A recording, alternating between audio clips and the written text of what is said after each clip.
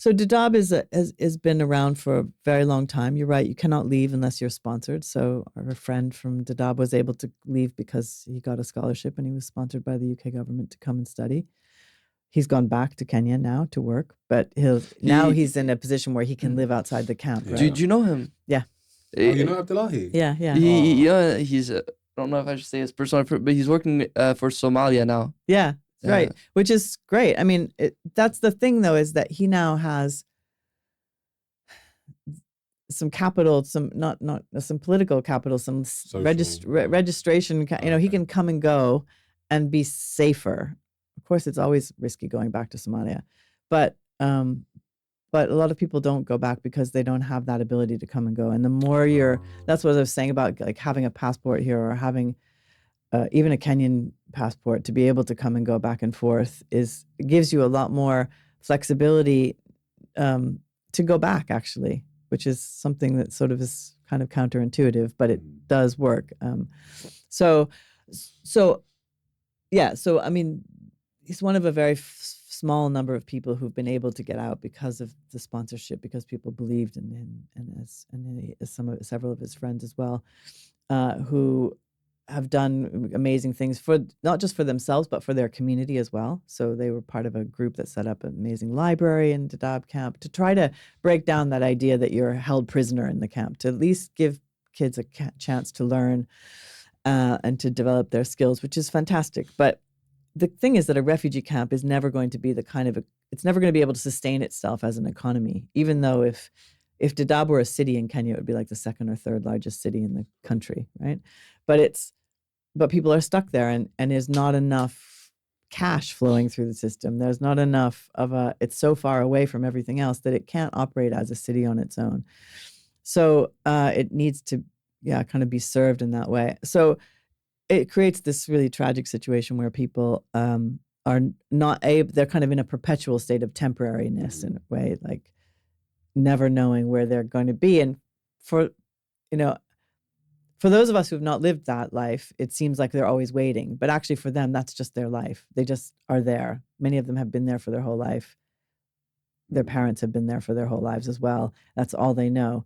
And so they make the best of what they can, but it means that lots of dreams, lots of plans are never formed because people can't ever even imagine anything more than what they currently have. Wow. I guess that's why Abdullahi is such an inspirational figure, because they don't believe that can happen to them, and there's this feel of being stuck. And I also heard that they kind of lose their identity because you no longer feel Somalian, but you also don't feel integrated into Kenya. Yeah. So there's this new identity being formed. And yeah, how do we improve the DAP? How do we inject life into that place? Or what's the long-term solution? Because that can't sustain itself forever, as you said. I think the long-term solution is to stop the policy of encampment and to allow people to move in and out as they can. So Uganda is a good example, actually, where people are able to move back and forth between the settlements and the cities, and they do what the Economist magazine will say they do is they follow opportunity. If there's opportunity, they'll go to the cities, or they'll send some people to the cities.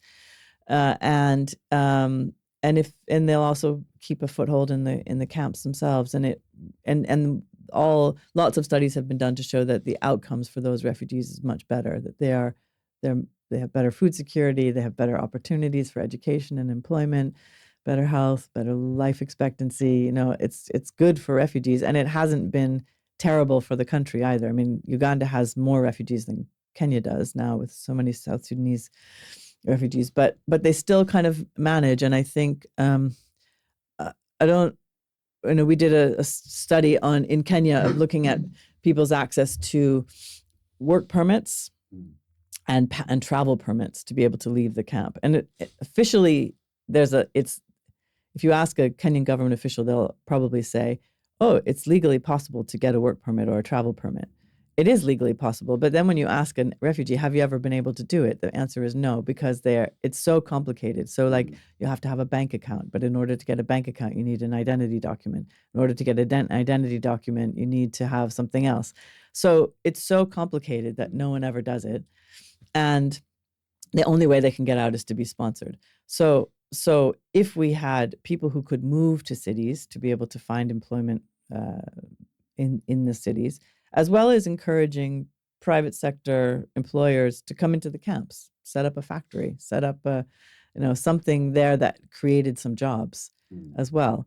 But that both things have to happen, because you can't create enough jobs for all refugees just by opening a factory or something. So both things have to happen. But yeah, so there's a lot of interesting stuff going on in the Horn of Africa generally, where countries are trying to learn from each other. And Uganda likes to hold itself up as an example, saying, look, we've done this. We've had an open camp policy. It's not perfect, but you could do better than to do this. And it placing kind of peer pressure on a country like Kenya, which doesn't have that situation. And they are slowly, very, very slowly trying to open up a little bit. Ethiopia has done much more in the way of opening camps, largely as a result of peer pressure from Uganda. So there's an interesting kind of conversation going on between the countries there.